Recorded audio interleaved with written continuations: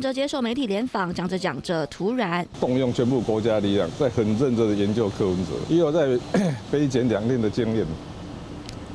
你那个资料这样凑，那自己要编故事，太容易了。29号最终查账记者会提到政治现金时，经过刚才的解释，大家应该都有初步的了解哦，钱都在了。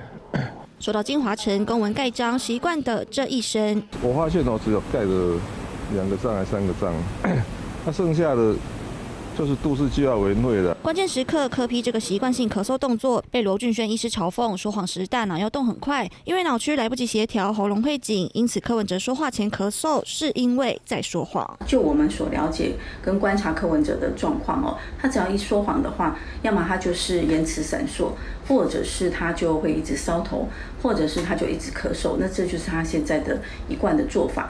而在6年前，柯文哲在担任台北市长时，远赴上海两岸一家亲的讲稿，当时被抓包有 AB 版。上北国安会看的讲稿被带上海。你这在哪拿到的？你是公开透明市政府啊？你是公开透明的市政府。